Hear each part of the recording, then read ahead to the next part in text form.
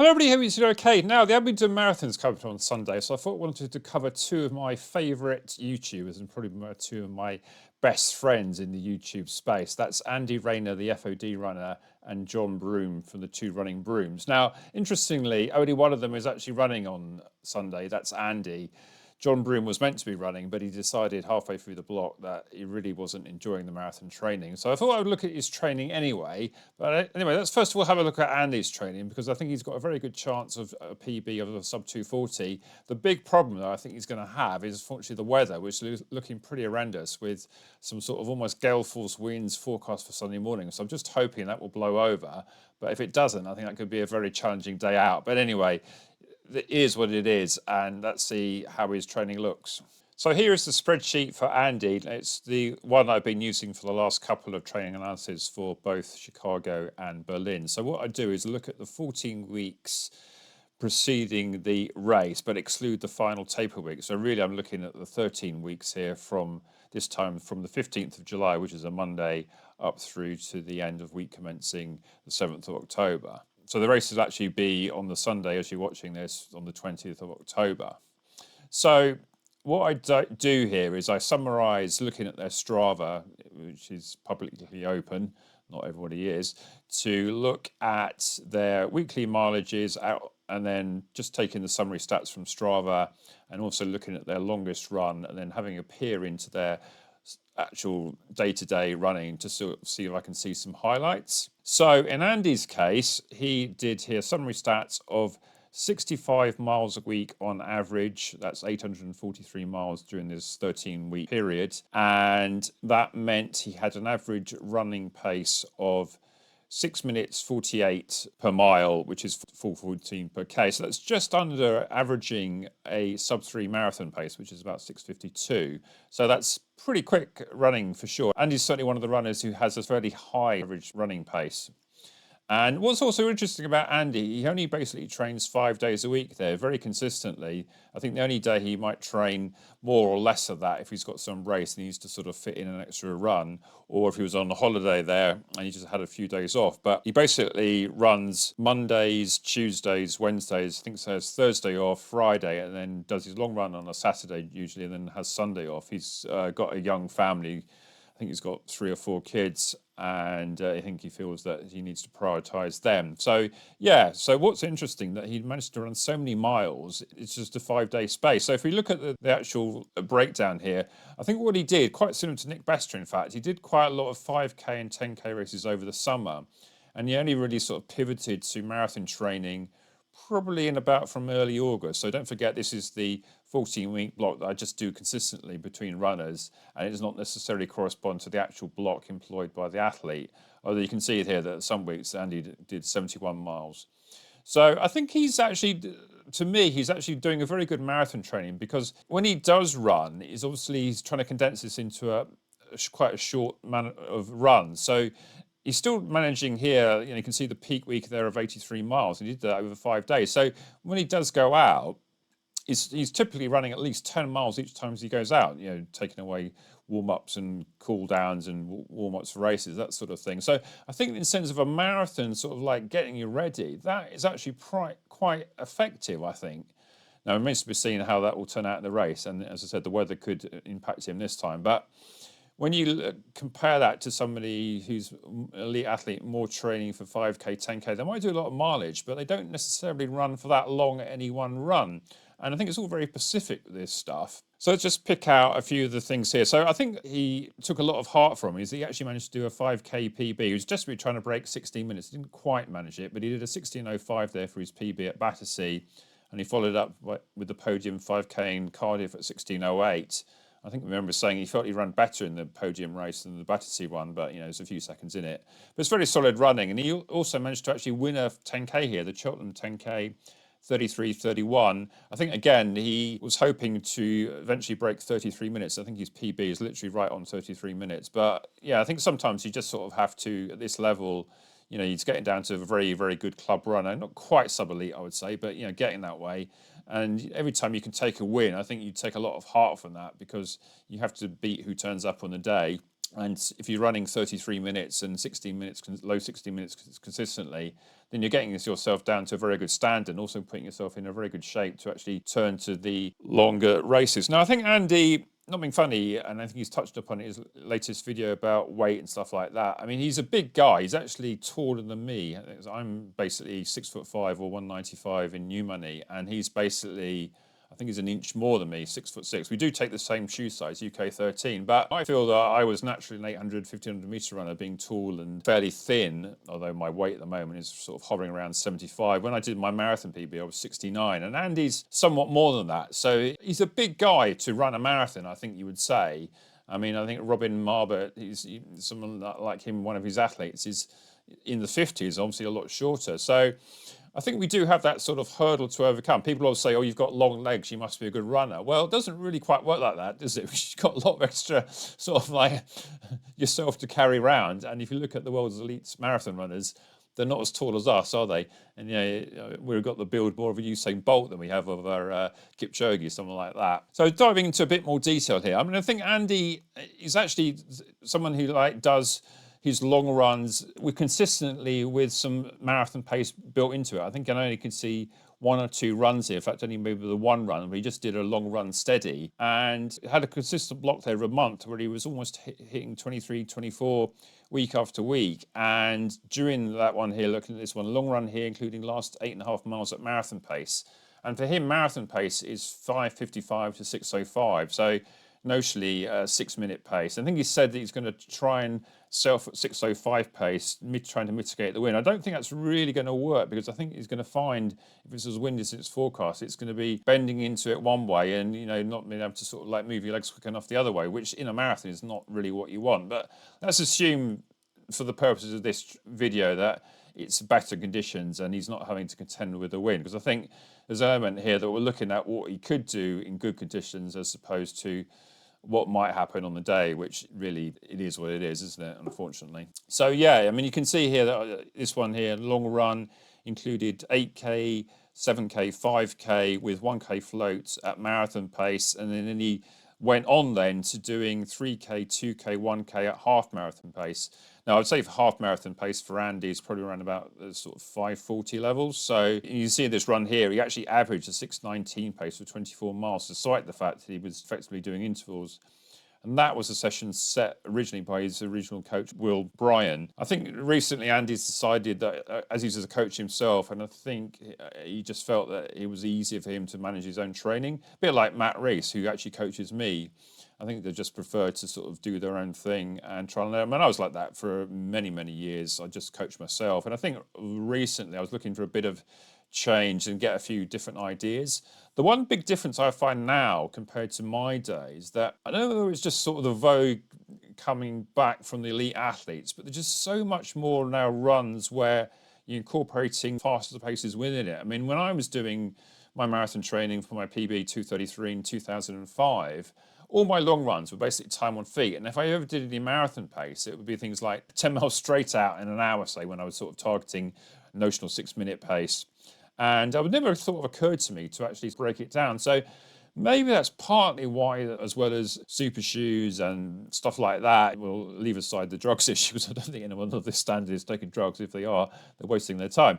But kind of think, well, the training technology has improved a lot, and you've got a lot of sort of hand-me-down, especially in the middle distance with the double threshold. It's now the vogue, isn't it? And you can see here that there's a couple of double threshold sessions here. We've got one here where he did 5x2k at marathon pace in the morning off a minute, and then in the afternoon he did 12x800 in 2:42s with off 45 seconds. So yeah, that's good running, and you're getting 2 sessions in a day there. Now for Andy, that's probably quite handy, because trying to get 2 sessions in a day, because the next day he may be having a planned rest day anyway. So you could argue in that sense that he's not quite getting the same benefit as an elite doing 7 days a week running, probably running twice a day every day, like Phil Sisserman did when I analysed his training recently. But you can see that same thing is handing me down. I think the only difference between elite and Andy would be that he's not doing the volume of easy mileage that Phil was doing. I mean, Phil was doing an awful lot of runs at 7:30 to pace, even down to sort of 8-minute pace, a lot with his dog, whereas Andy would do notionally 1, maybe 2 easy runs a week, and maybe every other run he's doing, it's either a long run or it's a session. But I think that's getting him really fit, and you can tell from the sort of vibe in his Strava, a bit like with Nick Bester and Joanna. They're all sort of like saying, yeah, this is going really well. And I think people don't really sort of lie on Strava. I mean, if I've got like a dodgy leg, maybe I don't want Sue to know about it, but I'll put it on Strava. And you might think, well, every time you look at my Strava, Tim's like hobbling around. Well, it's probably true. But in a way, you kind of want to remember what it was at the time. So you can look back and think, well, in that period, I was really struggling. And how did I work through that? And other periods when I was running really well, how did I also get to that? I think maybe I should do one like this for my own training, just to set it into context with these people. Now, I think if you look back at the previous analysis of Andy that I did, so let's just take that 843 miles at 6:48 pace. And when I analysed Andy in the green column here, it's pretty much identical, isn't it? I mean, you've got 858 miles, so only a few more, and his training pace there was 6:59. As against the 6:48. So he's running just fractionally faster, but the mileage is pretty much the same. I mean, I don't think you're really going to argue over 10 or 15 miles. So in that sense, the way he's conducting his training in terms of the volume is quite similar. I think the difference this time is he's just progressing as an athlete. I mean, his 5K times have improved. His 10K times, his benchmark has improved, if not the actual times. Another key factor, I think, that Andy, although he did quite a lot of 5K and 10K racing, he didn't do any half marathon racing. I think perhaps it's slightly more difficult if you're training for an ultramarathon. That just aren't so many half marathons to do. But I think in the summer especially that it's almost counterproductive because the weather isn't great for doing a long run on a summer Sunday morning. It could be quite hot, and Andy doesn't really like the hot weather anyway. So you might complain if it's about 15 degrees, which I think would be an ideal temperature. But if it's coming up to sort of 20 or something, you might argue it's almost counterproductive, and you're just better off to do your long run and get that done earlier whenever you want to do it, and then get on with the rest of your day. And I found in 2005 when I was doing my marathon training that I hardly ever raced at all. I think I did about one a month. When I did race, it was really good for me, at the time. And I felt like sort of like looking forward to the race and really making the most out of it was really good.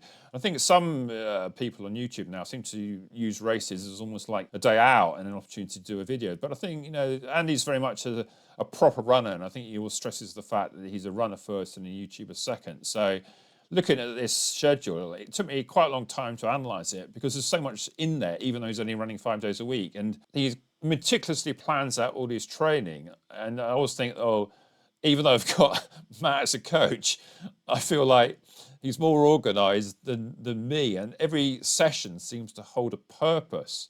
And in a way, I kind of feel like now I just sometimes just want to run for the sake of running. That's why I do these mad things like doing the city strides, running all the streets. And I think also the fact that I'm now 57 going 58, I just can't do the level of intensity that you're seeing in these example breakdowns here. So in that sense, you kind of think, well, yeah, it's a different sort of mindset when you look at this and thinking, but then when I think about it, well, actually it's quite similar to what I did when I was sort of his age. And I see here, his age is 37, and that was basically the age when I did my first marathon, and my PB came in 2005 when I was then 38. So he's basically at the same age as me when I was at the peak of my marathon career, albeit a short-lived one, because I'd done 8 and 1500 for best part of 20 years before it. But yeah, I think looking at this, you're kind of thinking, if the conditions were grey, then I think he's got every chance of running a 240, and if he felt good, I think he'd get down to averaging a 6-minute mile pace around about a 237, 238. And let's just see how it is. Maybe the weather gods, etc., will suddenly improve, or the bit of drizzle will actually help him, cool him down, and the wind isn't quite as bad as it is. But yeah, I mean, just hope that he can actually get with somebody to run with, because Abingdon obviously is going to be a lot smaller field than a marathon major. But having said that, Andy's well used to doing all his sessions on his own, so you won't trouble him in that sense. But yeah, best of luck to him. And if he doesn't actually get it done this time because of the weather, I think he's actually improved his general fitness a lot, and he's actually looking forward to going to 5K and 10K, perhaps more seriously, because I always think sometimes with YouTubers, they're always flitting around the distances. When I was a serious runner, shall I say, I mean, I was just focusing on 800 and 1500, and that's all I really did. I did the occasional sort of longer race in cross country, but you know, I might have done like 10K a year, something like that. If you look at my power of 10, it's like nearly all 8 and 15s. Whereas these days, there's a sort of feeling, because you're a YouTuber, that you must do a marathon. And I think both Andy and John Broom have said, well, actually, maybe I don't really actually like doing the marathons like spring and autumn every year. And maybe I just want to do some other stuff. And yeah, maybe a video of 5K isn't so exciting because you can't sort of like walk around with your, well, run around with your GoPro and blog it every 5 minutes because you're going flat out and you've got absolutely no puff. But in that sense, you kind of think, well, yeah, you're demonstrating that you really are a proper runner, as it were. And you know, you're really serious about your running. Okay, you're not an elite, and you're not even like a Nick Bester, Matt Fox, sub 220 prospective guy. Well, they've obviously now done it, haven't they? But yeah, whatever level you're at, you can always be as best as you can be. And I think to a certain extent, when I look back on my running career, I always wished I could do a few more miles. But in the sense that, you know, I was sort of quite pleased with some of my PBs when I compare them to what now. And you know, when people are running similar times to me and seeing the amount of effort they do and seeing all the kudos that they get, you kind of thinking, well, that was kind of me a while ago, and you know, what's done is done now, and I just try my best to plod around. But it's great to see all these people now still doing it. And there's just so many more people running now. I mean, when I was doing these sort of times that Andy was doing, I was sort of coming in top 100 in the London Marathon, or more or less. And now if I'm doing similar times, I'll be like 300, 400. So there's just so many more people running. And I don't think it's really just saying, oh, it's the super shoes, because yeah, maybe there's a couple of minutes difference, but there's just so many more people running. And when I did a video looking at how these things have progressed, you could see that the level of marathon running and general training in this country in racing has been increasing in standard ever since like at least year 2000 when I had data. So yeah, and I think that maybe part run, maybe a bit of YouTube like us, sort of like getting people excited about running, and just maybe it's sort of just cool thing in these days, if that's a word that 57 can use and people relate to. Anyway, let's have a look at John Broom's training in a similar fashion. So he started out after having a few disasters at marathons. He basically DNF'd a few. And having said that, I first met John in the London Marathon tent in 2005, which is the year I did my PB. And at the time, you can see here that interestingly, almost ironically, his PB came from Abingdon in 2004, which was the year that I did my first marathon. So we both did the 2004 and 2005 London, and he did a 2:42:10 here. And in those days, that would have been good enough to get you onto the championship start. Now that benchmark has moved from 2:45 that it was then down to 2:40. So I think John has always been somebody that has looked to do the marathon, and he wasn't like me. He wasn't ever a track runner, so he was always very much a 5K and upwards runner. And I think he said often that his 10K is his favourite distance. But I think he always feels that he has unfinished business in the marathon. And I think secretly he's kind of hoping that he can get somewhere near 3 hours again. But if you look at this, the big difference between him and Andy, and this is quite similar to actually Johan, he actually literally runs every day. And he said on one of the posts, I'm not like a streak runner, but I just happen to run every day. Now, I'm not sure whether that's just a more recent thing, but also notice that not only does he run every day, but he does an awful lot of days where he runs twice, but only like, say, 3 or 4 miles in the morning and 3 or 4 miles in the evening. And generally, if he's like in turn time, I think I'm not sure if he's a school teacher, but he certainly does something education-wise. So he gets like the long summer holidays. But I think he must work in a school, because I can see him sometimes doing runs before school, and obviously maybe some odd lunch times then after work as well. So he's running here an average mileage of 54, but he's running every day a week, and then maybe 4 or 5 days a week he does double. So he's probably running 10, 11, 12 times a week. But obviously the average of those runs is going to be quite short. Now, I would say that for half of this block here, he was actually doing a marathon training, and he told me, and you kind of read it from his Strava, he did the Chester 20-mile race, not as an all-out race, but a good training run. And after 3 miles, he got a bad blister. And that race took him about 3 hours, which was clearly not any level that he was wanting. So I think basically a combination of that run being terrible from the blisters and the fact that he really was down, and he all sort of history of having those marathons where he just basically couldn't last the course. But having said that, at the same time, he's a prolific park runner, and he's a very prolific 5K runner. And he's finally managed to crack 20 minutes after some years where he was a very good runner. I think it first came across him, as I said, back in the London Marathon days. But he was one of those people that every time he looked at a parkrun result, he was always maybe the first finisher, and he was often under 17 minutes.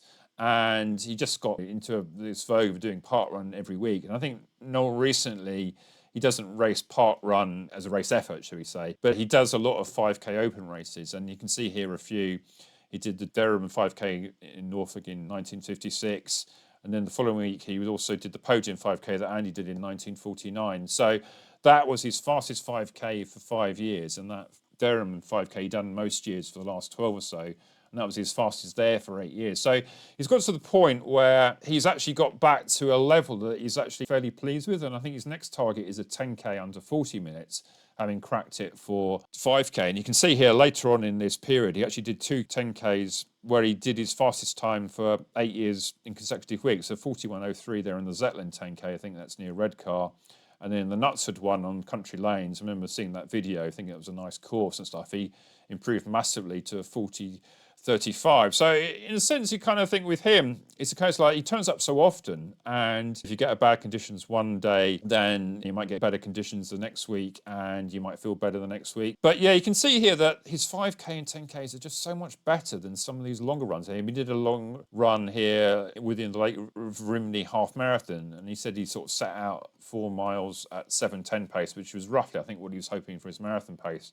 Just couldn't keep it going. So you can see, well, it just sort of seems to have a struggle with these long races. And in that sense, I think he just got completely fed up with it and decided, well, as the 5Ks and 10Ks were going so well, why don't you just actually cut your losses and just do what you're actually enjoying? And like I said earlier, that why is it that we think we need to be good at all distances at the same time? And can you really sort of like do a 5K one week and then hope to run a good marathon a couple of weeks down the road? And I think Andy's kind of shown that if you focus on one event for a while and sort of back off the racing, then yeah, you can hopefully get that one done. But even him, he does flit around. So I think, he's also having a similar view that he won't do a spring marathon. Maybe just have a year of short distances. And I think if he does, then maybe he'll get down to 15:30 and 32 minutes. Who knows? I mean, if you can focus on that, and he's that sort of background of doing these long runs, and he's very committed. And I think John is very committed as well. I mean, he's aged 54 now. So I look at this and thinking, well, a few years ago, John, compared to me, not being big-headed, I thought, well, he was going backwards. And now I'm thinking, well, John's overtaken me. And I think, well, if we ever raced, he would actually wipe the floor off me, going 40.35 for 10K. You might remember I did a 10K earlier in the year when I don't think even broke 42 minutes, and it was pretty miserable. And I've been struggling of late to break 20 minutes, even when I've got an okay leg. So I look at this and think, wow, it's amazing how you can get this much training done and running every day. And I think he's doing a lot of conditioning work as well, like in the gym, which he doesn't put on Strava, so that's not necessarily here. And I wouldn't say that the actual sessions he does are amazing, but I think it's the fact that it's consistent.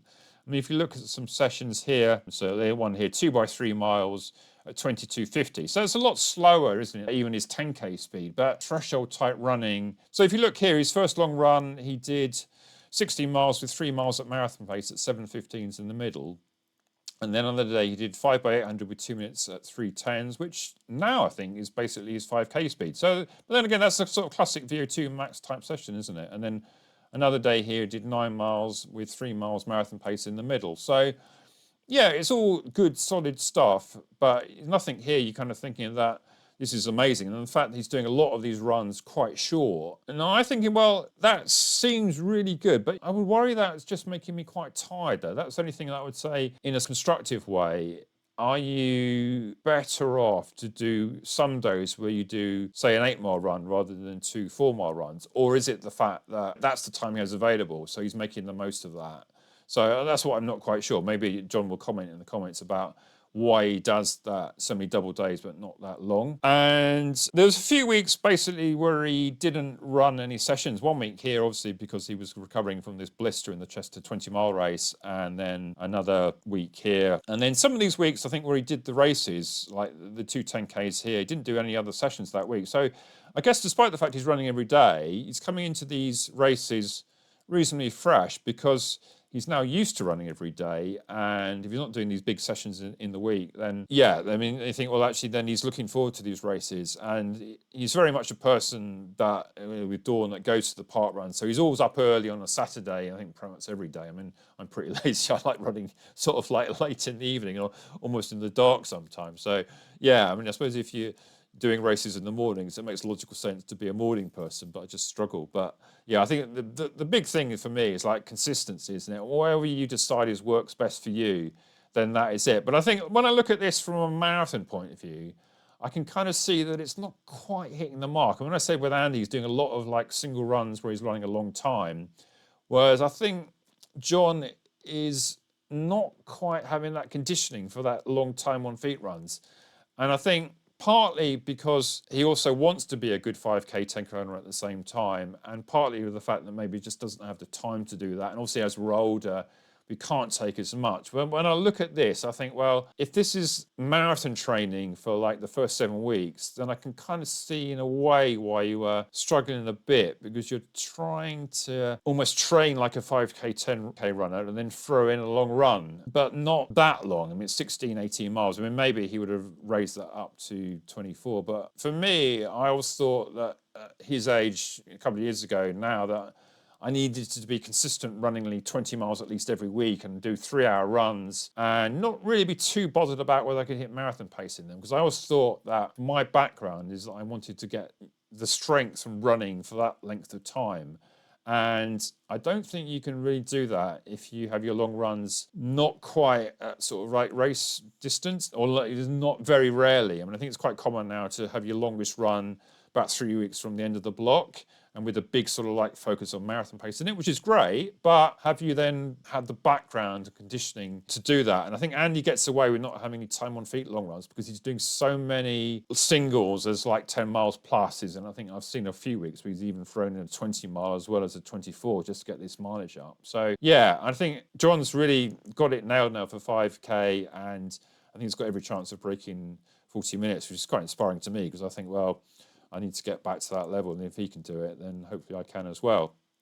So yeah, a lot of talking points here, and two very committed runners trying to do the very best they can and documenting it for YouTube. So I think I find that the most motivating videos to watch, because I get so relatable to what I sort of think and do, and sometimes some mentioning no names because I'm not allowed to. Some other videos that I watch, I think, well, that's not really how I got into running, and great to see these people enjoying it in that way and a lot of people following in it. But it's a different type of running, and I think my audience attracts a different type of person. I think hopefully that the people enjoy this sort of looking at a spreadsheet for 15, 20 minutes or however long this will turn out to be will appreciate that. And then probably this is a bit more of a chat, and I think not perhaps a race on Sunday that will be compared to Chicago. That sometimes that's just the way things are, and you do a lot of training, and for whatever reason, it's not your day, but you can take a lot from it and build on. Of course, it might not be that, and it might be turn out to be a great day on Sunday, and the weather might not be too bad. Let's hope it is. But if it isn't, then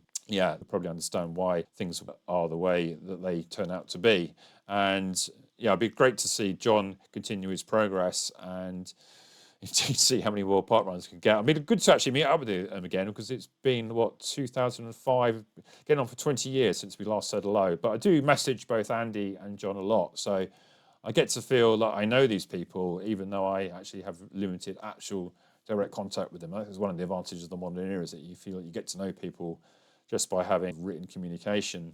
And does anyone ever ring anyone anymore? Who knows? Anyway, I better stop waffling. Hope you found this interesting. Like and subscribe with that, and see you next one then. Bye.